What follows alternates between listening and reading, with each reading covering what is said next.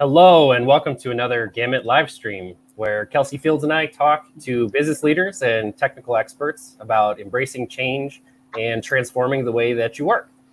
Today we are grateful to have Teri Campbell from Teri Studios with us. Teri, how are you doing today? I'm doing great, thanks. Thanks so much for joining us. Kelsey, how are you?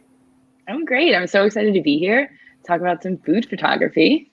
Yeah, we've got some excellent food photography to talk about today. The topic for today's discussion is creativity in a data-driven world.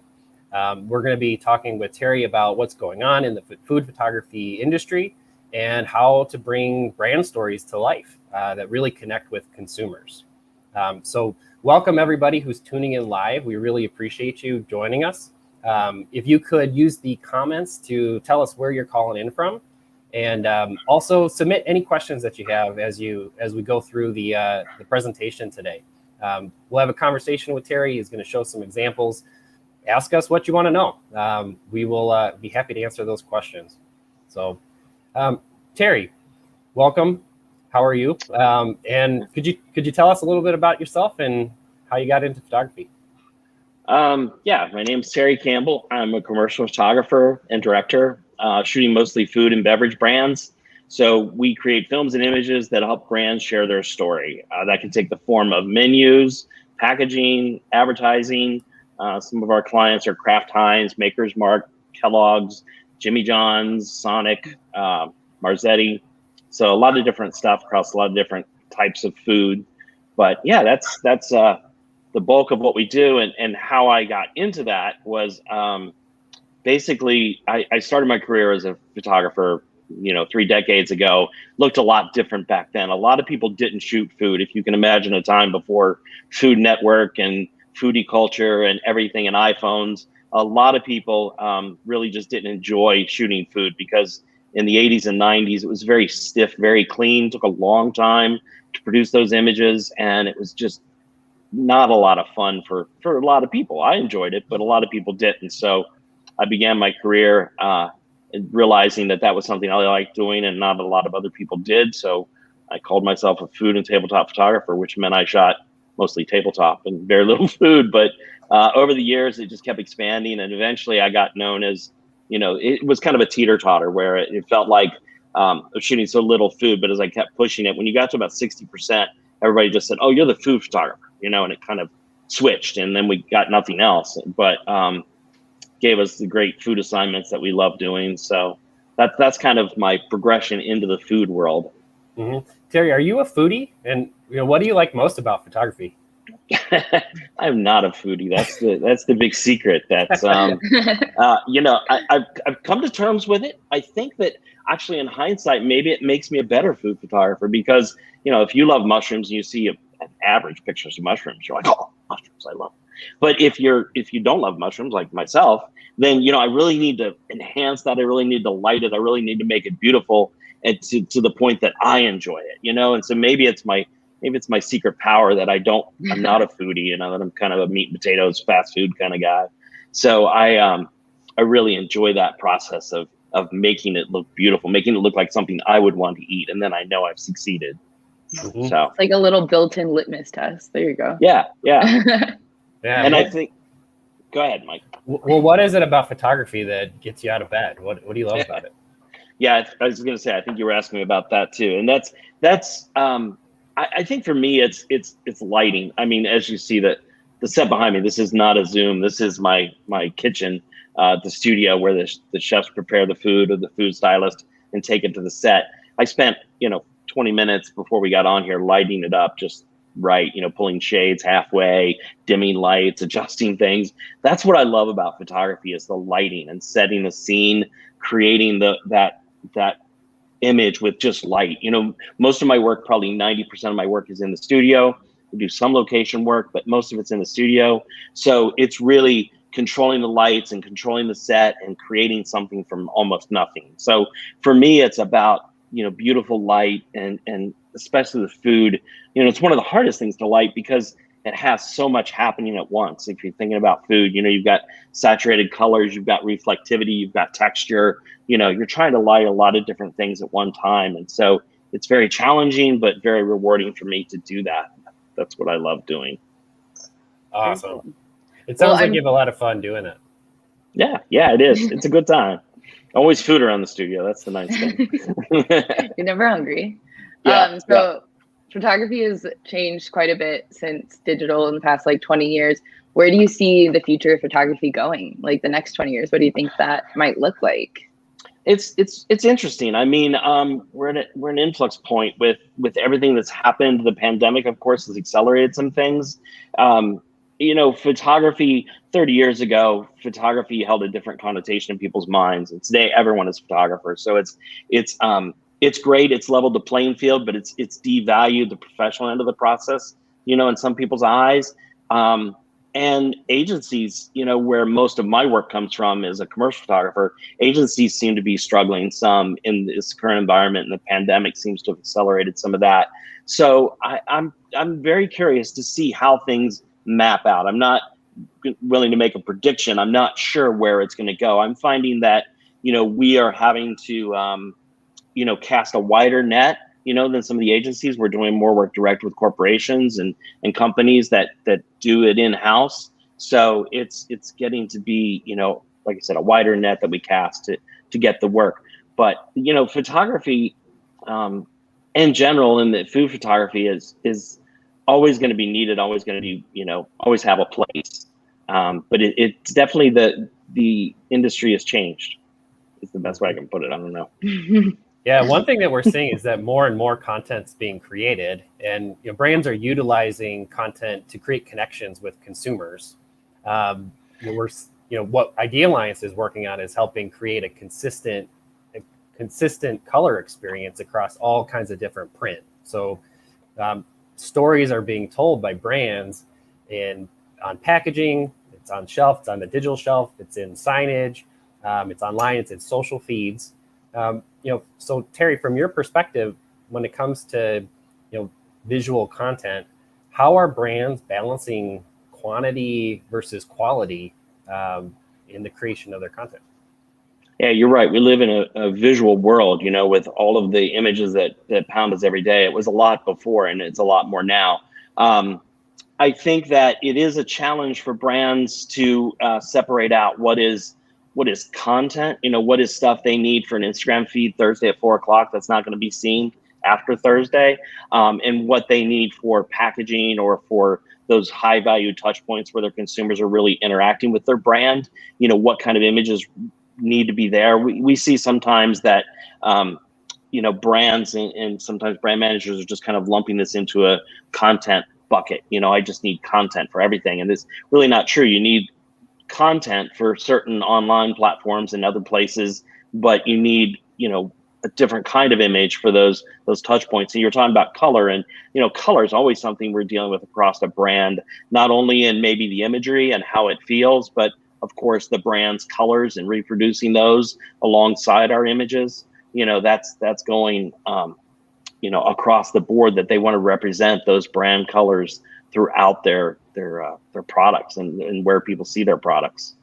Yeah. So when building off of that, how important is it to tell a strong visual story for a brand? And where can the right image make a big impact for a brand? Well, I think the right images, are when we're at a point of purchase. Packaging for a shelf, or a menu. If you're in a restaurant, those are the really high value touch points. We talked a little bit about e-commerce and thinking about that, because now you're no longer getting the touch point in the store and really seeing a package and reviewing it and different things. You're just getting it at your house and opening it up. So there's a lot more content going into the delivery and how that package looks from the outside, because it's the beginning of the brand experience for the consumer. So they've got to maybe have additional graphics on the package. They're doing additional, content with it, papers or postcards describing product, reordering things, all that stuff, so that, that's all part of that brand experience. So anywhere that consumer is making decisions or coming into contact with your product for the first time, or at a point of purchase, you really want to make sure those are coming off strong. The Instagram feeds and some of the other stuff need to match your brand and have that character, but they can also, match that specific platform, what Instagram likes to see, quick videos, some small stuff that may be good for that platform. It may not be specific to your branding, but they do carry across. But I do think they're different, unique areas where you want to show your product. Yeah. Let's dive in. Let's take a look at some examples. We'd love to know more about what goes into building a really strong visual story. Yeah, well, we'll start with some stuff we did for Jimmy John's that just broke this past February. It's been a long time coming. We've been working on this for quite a while. But this will give you some idea of how we're telling stories and what we're doing behind the scenes that, I'm not sure that people, pick up on this, certainly not on a conscious level, but I do think there's an unconscious thing to it. And the story helps to tie everything together for us too. It keeps us in a line of as we're going through the different products. So part of the concept behind Jimmy John's, if you're not familiar with it, one of their slogans is freaky fast delivery. So known to be very quick, and they're not known necessarily for their high quality ingredients, which they have, but that's just not something they promoted. So in this refresh of the brand, what they wanted to do was highlight that idea of fast and quality ingredients. And the way they conceptualized fast was, let's make it look like a sports car. So in the angles we chose and the lighting we chose to do it were to remind you of a sports car, it just, like I said, I don't think consumers see that when they see it in the store, but it definitely is a subconscious emotional decision and kind of ties through everything that we do. So you kind of see it here, it feels like, just for fun, it feels like a sports car, but that kind of lighting and brightening it up, and even, the colors, we shoot this on a white background, and then the color red was added in post. The shadow is actually there, but the red color was added later. So even in the choice of colors, it is brand colors, but it's also, throwback to the racing ideas and all these primary colors. So you can go on to the next one, unless Mike, you have a question. No, I certainly see it as a race car now. That's amazing. Yeah, I hope everybody watching this has already eaten today, because if not, you're going to need a snack. Yeah, my best interviews are right at 11 a.m. And if somebody wants to meet right after lunch, I'm like, how about tomorrow? You don't have to meet today. And another shot for Jimmy John's, obviously, but this one is to show a combo. But we were doing the same thing, taking these low angles. We shot everything either straight on or straight on, kind of at level, or lower at a 45. So we turned the box a little bit and shot up more at the sandwich, which is a challenge for a food stylist to create those sandwiches that look good from that angle. It's just not, as you think about it, when you're normally building a sandwich like that, you'd end up with a lot of gaps and stuff. So it's a challenge for a food stylist to build this out, and then, make it look good from that angle.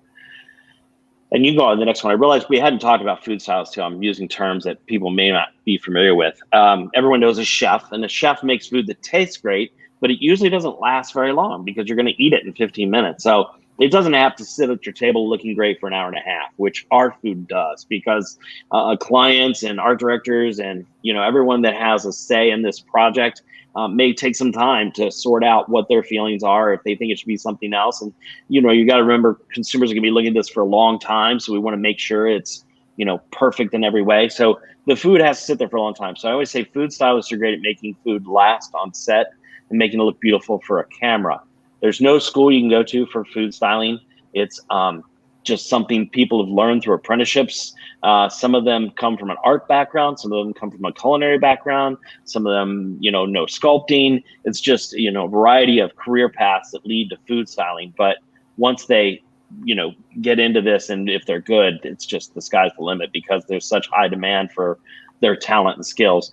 So this shot, what I was going to talk about was just how it was meant to really show the quality of the food, get in close on the ingredients, show the quality, show the edges, the roast beef, the dark edges, and, the cheeses, and just all the meats that are going on here, and the tomatoes with the spritz of water on them, and the highlights.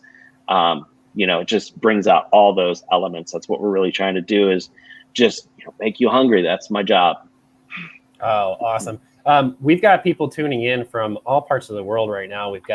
I see New York, we've got Madrid, we've got Canada, South Carolina, Serbia, Arizona, Brazil, Pakistan, Turkey, Columbus, Ohio. I'm sure everybody's getting hungry now looking at these photographs. I know a few of you guys have Jimmy John's in your area, so. I really appreciate everybody tuning in. If you have any questions for Teri, please feel free to comment. Let's go on to the next example. Yeah. This is Jimmy John's offers all their sandwiches either on the hoagie roll or on wheat bread or as a wrap, not as a wrap, as a unwich they call it. So it's just on lettuce. But so we're again just trying to show different sandwich configurations and ways you can do it. Again, looking up at it. This one was a lot trying to figure out the right angle for 2 cuts of a sandwich. You can imagine that 2 of them straight on didn't look right, and you ended up just playing with a lot of different things, trying to figure out the best way to approach this one. Oh, looks great. Yeah. And, this is a different style sandwich, but how did you bring in a similar feel to their, better known sandwiches here? Well, it's mostly continuation of the lighting that we had on the first shot. We kept it very similar. A few minor tweaks to for each different configuration of the sandwich we'd have to do, but we kept it very similar in most everything, and especially that hard shadow coming over the front edge so that we could just have consistency across the brand. And they use it, in their menus and kind of these things are seen side by side. So they do have to work together. Awesome. Looks great. Yeah. We can go on to the next image, Amy.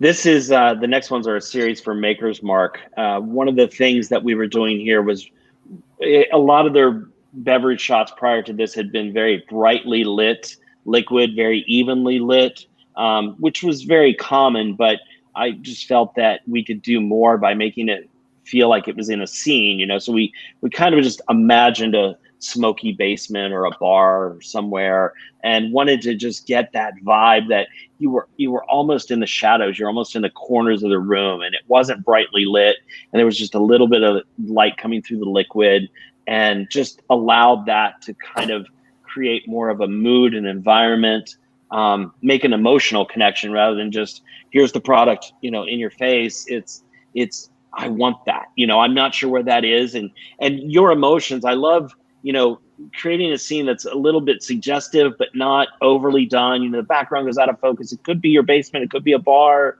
Could be a lot of places. There's some blue light. What is that? Is that a neon sign? Is that a window? And I think what's, really cool is allowing people's emotion to fill in the gaps, because they're going to fill it in with something way better than I could have ever taken a picture of.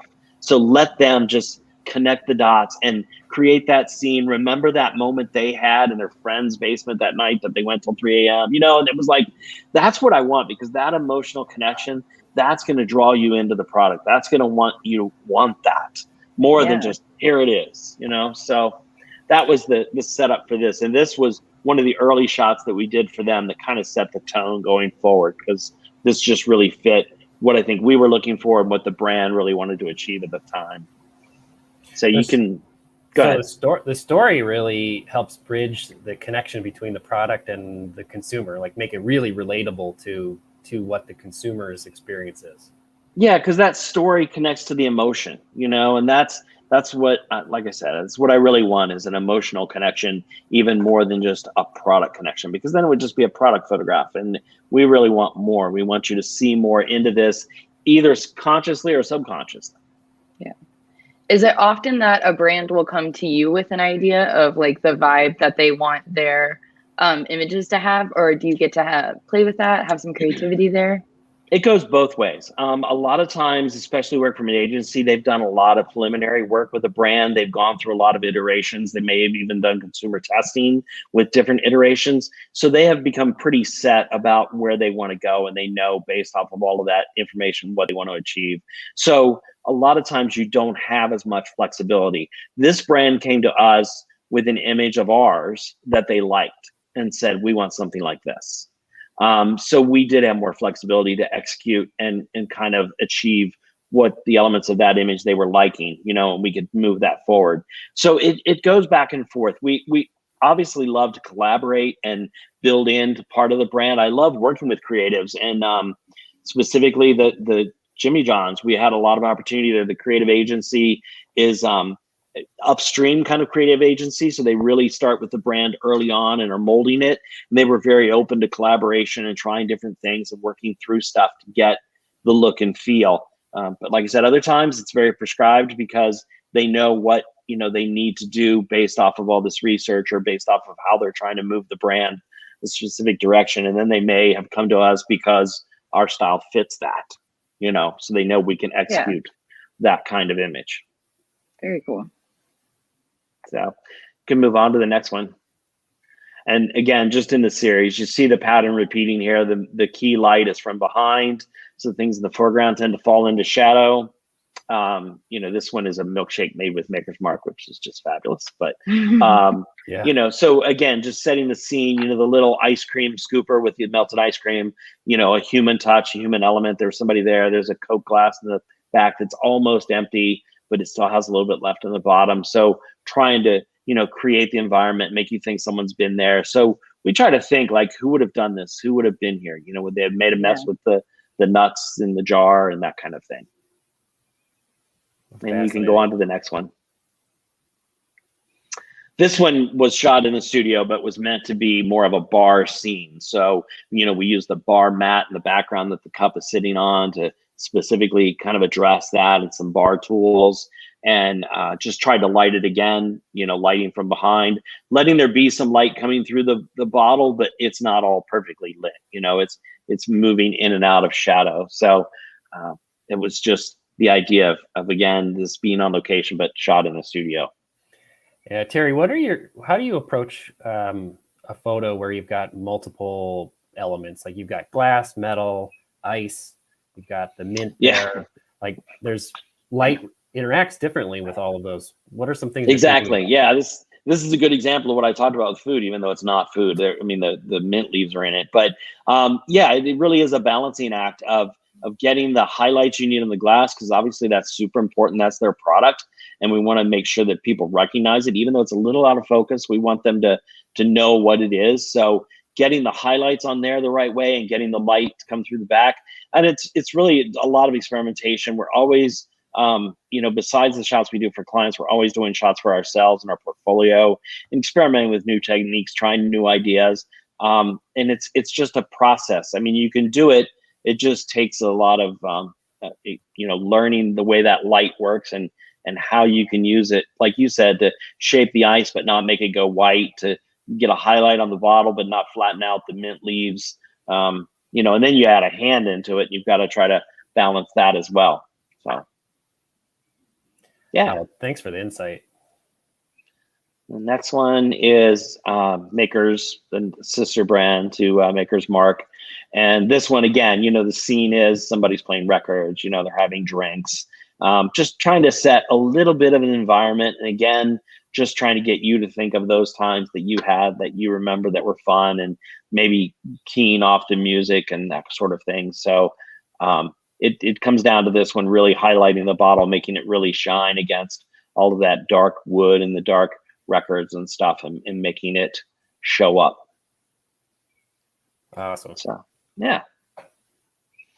And these next series, these are from some videos.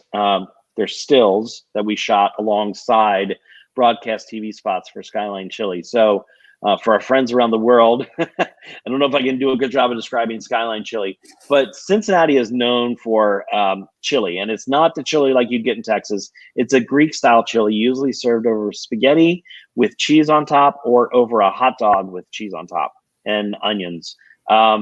But it's a local kind of favorite. I mean, they have like Skyline itself has like 170 stores in Cincinnati area. Basically, it's kind of a regional thing, and more chili parlors per capita than anywhere else in the United States. That's how crazy it is. And Skyline's the biggest brand, but not the only brand. There's multiple brands. But for this, what we wanted to do was there's a voiceover that goes along with these videos, which I think we'll post later in the show notes so that you can watch the full video. But there's a voiceover that goes with this. And the way we did it was they were recording the voiceover simultaneous to us shooting. So they would record a voiceover and then come out and tell us kind of what the person's story was. Because these were all real people that were fans of the product. They like to source real people. So the creative director would come out and say, hey, these girls' story is all about how they get together at Skyline every Saturday, and they just love getting to interact and talk about it. And she says this and she says that. And so that story that she narrated in the booth that I wasn't even privy to is kind of distilled down by a creative director and then given to me. And then I'm directing these spots with someone else operating the camera. And we're talking about, what we want to get, what's the emotion, what's happening. We shot all these with a handheld camera that's doing the gimbal balancing stuff, so you can get just really fluid movements. So we would just kind of work around the table, zoom in on people and have them eating and stuff, but telling the story of Skyline Chili and what that's like and what it's like to get together with your friends and have this meal. One of the big things we changed about the way this brand had done their commercials in the past, they had done kind of an interview style. And when they did it, what always struck me was that they were interviewing people and they had their Skyline Chili just sitting right in front of them, like pristine, like it just came from the kitchen. Like you wouldn't do that. As soon as that sat down in front of you, you would start eating. So these girls and everybody we shot these commercials with, the first thing I did before we even rolled the camera was like, start eating, mess it up. Throw some crackers on the table, take some of your drink, whatever. So we had them immediately start messing the food up. And I think it just gave it a much more realistic vibe and you could relate to it. And then the voiceover was a good way to get around this interview style that they had been doing in the past. But again, this client came to us because of a video we had produced for ourselves that they loved the look and feel of, and convinced the client to, allow us to shoot this similar way. So, all those promo things we do, that work we do for ourselves pays off a lot of times in clients seeing it and wanting something similar for their brand because it fits with their story too. Yeah, that approach there for having the girls start eating before the cameras start rolling plays into authenticity, right? Yeah. How important is authenticity within these stories? Yeah, and they would start to forget the camera was there. They would they'd just go right into it and start interacting and doing stuff, and then we could just roll the camera, capturing it like it's real. Next image. And the next one is another still from that same series. So what we would do is we would do the video portion, and then I would come right back through with the same lighting and capture the still images that would go along with the campaign. So they had a cohesive campaign between the still images and the TV spots, everything tied up together. So they were using some of these on, some other touch points, couponing, things they're sending out, things at the store, table cards, all kinds of stuff like that. And then in some different feature spots, they would use the still images, but they had the broadcast spots as well. So this, I should say too, this is one of those things where I had someone else operating the camera, but I felt like I had to light the scene. So I became, the director of photography in terms of lighting and making sure that it was lit the way I wanted to. And then we were both able to go in, me with a still camera and my camera operator with the motion camera, and capture what we needed to with that same lighting. And you can see how messy the food is there, which I love, because that's exactly what you would see if you walked into a Skyline Chili. Love it. Yeah. Very cool. And then this one is kind of my bonus image. This is a shot for P&G, and it was for a fragrance. So how do you talk about a fragrance? It was a product that really didn't exist yet. They were just doing some research and talking to people about, smells and the fragrance and what that could look like. And so this was pretty much an art director or an agency's vision in terms of, they had given us some direction. But we worked with two different stylists on this. We worked with a food stylist and we worked with a floral stylist, so that one person wasn't trying to manage both things, that we actually were able to have the food stylist focus on all the food elements, floral stylist focus on getting us the perfect flowers, the perfect blooms and everything else, and then combining all that together on the set. And then, for me, I think a lot of this, was other elements. The art director who had the vision, the food stylist who did her thing, and the flower stylist who did her thing. And then my contribution was the light, to create this lighting that was very subtle, that let shadows go dark, let your imagination fill in those spots again, but give you just enough to make you want that. Wow. Yeah, you're really, really telling a story there. So across all of these examples, there's a real creative, artistic element to it. Over the years, how have you learned about the important technical aspects about photography so that the image that you're capturing can be produced and look as expected?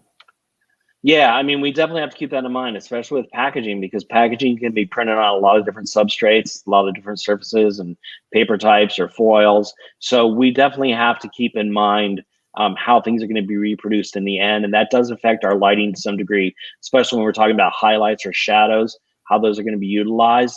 But like you say, a lot of our images then have to be utilized across various platforms, because it will not only be on the package, it will be on the website, it will be on some printed material that may come with the package. So it has to work in a lot of different places. And I think the best antidote for that is really just having high quality imagery that has detail everywhere and can be adjusted a little bit in the process to go one way or the other depending on what's needed. But usually for us, we're trying to just make sure we know up front how it's being used. It might affect some of our selections, whether we group a lot of white things together, or how we're creating shadows between some things to make sure they separate. So it affects us in that way. But overall, it's really just creating a high quality image that we know can be reproduced across a lot of different places. Awesome. Last question. Any advice that you have for, say, a brand manager, a new brand manager who's just getting into it and has their first photography project? What might that person want to think about? Well, I think leaning into the skill sets. When my old studio was located in a building that was a lot of creatives in that building. One of the creatives there was a recording studio, and so they were doing records and albums. And the producer at that place, he and I got to be good friends. And I realized what he did, and his job was to really bring out the best in each artist. He wasn't there to tell them how to sing the song or what instrument to play or what to do. He was really just there to bring out their best, to make sure they pushed themselves beyond what they thought they were capable of. And I think that's what a good art director does. They enlist talent that they can then push, and they can then develop, and they can say, I love what you did here. Can we go even further? What would you do? And lean into those traits, because it's very hard when clients start to stifle your creativity. If that's why you're in it, and that's why I'm in it, then you just go, tell me what you want me to do, because I'm out. You want somebody that's leaning into what you can do, and ask, how would you approach it? Because of all the images you've seen here today, I mean, maybe not as much this one, but certainly the Maker's Mark, the Jimmy John's, the Skyline, the clients were leaning into what we already did and trying to push that further and make it work for their brand and tell their story. But they leaned into it, and that makes it a collaboration. It makes it something that you want to do. You want to work harder, and you want to make it happen. A lot goes into bringing things to life. Thank you so much for sharing, the behind the scenes look at how these brand stories come to life. Thanks, man. Thanks. It's awesome. Yeah. Teri, very cool. If anybody has additional questions, how can they get a hold of you? Where can they find Absolutely. out more? The website is teristudios.com, but I'm on LinkedIn and Instagram at Teri Studios on both. So they can reach out either of those places. I'm not active on Facebook, but Instagram, LinkedIn, I'm usually there. And of course, the website's always a great place to see the latest work. Teri, thanks so much. I know that I'm hungry now, and we'll be getting a sandwich very soon. Thank you so much, everybody, for tuning in. We really appreciate your time here for this Gamut live stream. We look forward to the next one with you. Invite your friends. Teri, thanks again. Kelsey, thanks so much. Have a great day, everybody. Thank you.